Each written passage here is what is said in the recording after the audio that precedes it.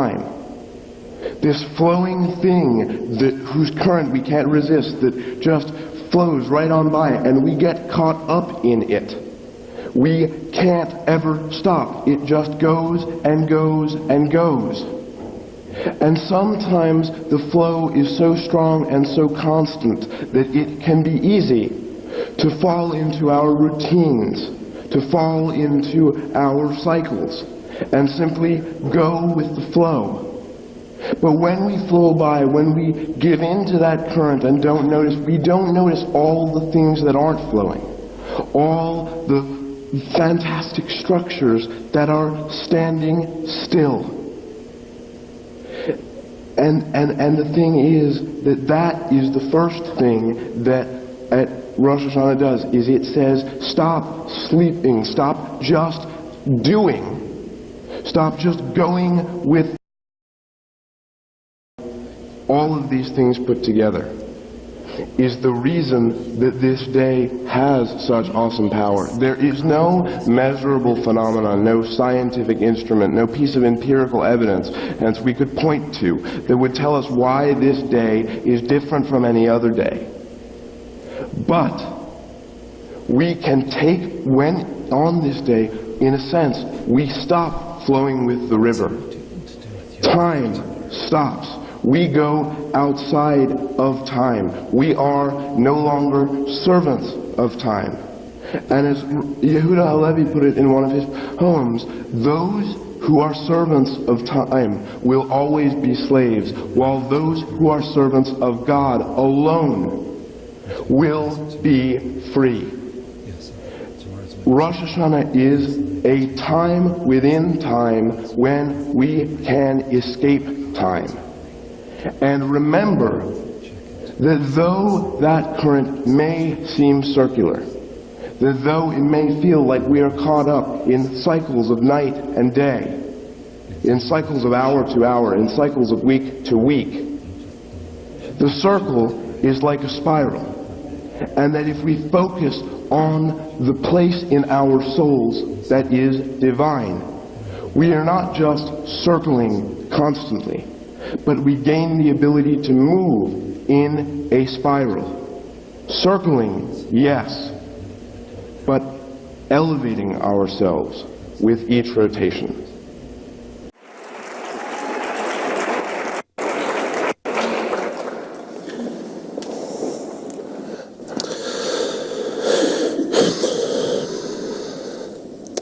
Texting, technology, they've changed our lives.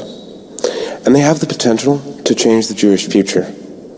By bringing that potential to bear on community, universalism, observance, and links, we can achieve a paradigm shift I call cybernetic spirituality. In the future, we'll reach into a vast electronic ether, an interconnected web of Jewish vision. Words, music, stories, art, visual images, the transmission of emotion accessible to any kind of human mind. But how did the Maccabees, functioning at what would seem to be an even greater disadvantage, achieve their triumph?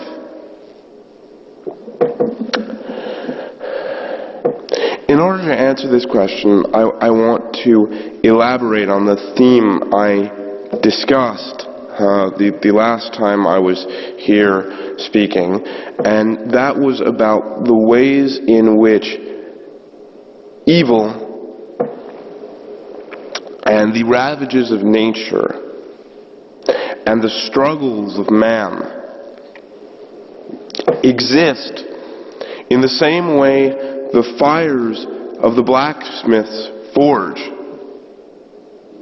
exist to create the greatest possible crafts of metal. But that's not all that prose has done. Prose has changed in so many ways. And all of those changes started with one phrase: dialectic process. What is a dialectic process? You have an idea, something that you hold to be true, Another idea comes along and the two ideas clash and struggle with each other, wrestle. And then, all at once there's an epiphany, and they come together, and like Jacob and Esau, they weep on each other's neck, and there's a union, a synthesis, and a new, better, stronger idea is born.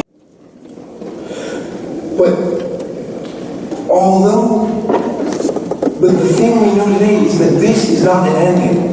And that here at Protodor we can learn, we have learned, that the fact that it will be a struggle is okay. Because we are the children of Israel. Struggling and wrestling are our legacy. Thank you.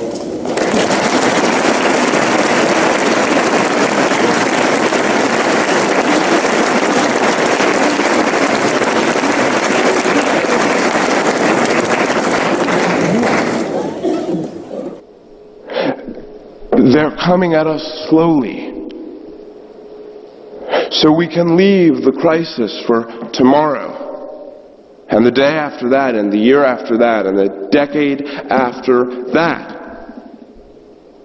We need to shatter that illusion. Now, here is the thing.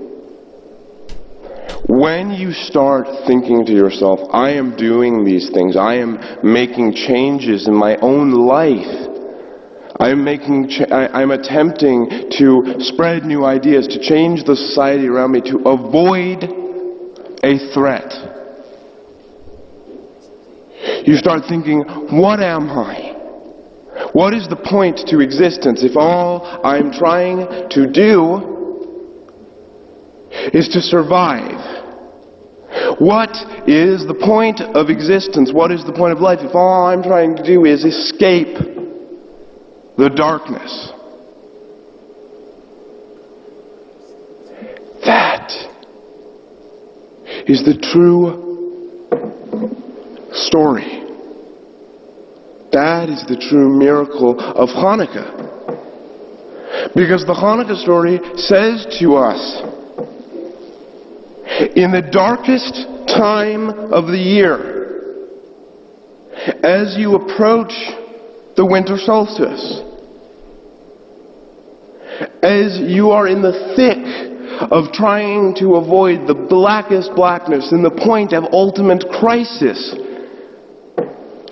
you do not cast aside your differences. You do not reshape yourself merely so you can unite with the people around you, just so you can survive.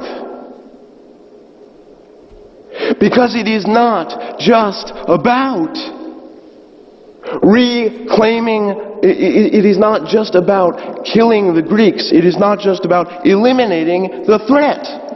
If it had been, the Maccabees would have defeated the Greeks, and everybody would have gone home. But that is not what it is about. There was always a goal. The rekindling of the menorah in the temple. Because it's not just about eliminating the threat. It's about eliminating the threat so that we can kindle a light in the darkness. Kindle a flame in the night. Knowing that when we come together, that flame can grow brighter and brighter and warmer until in the end, ourselves and the world around us is filled with that light, and we become an ever-expanding beacon of the hope and promise and progress that was built on the unity we discovered in that moment of crisis. That power of community, is the lesson, the signature and the message of the Hanukkah story. And now, more than ever, we need to remember it. And we need to know that we can push back the darkness. I was asked what I see, what my vision is for the Jewish future. This is my answer.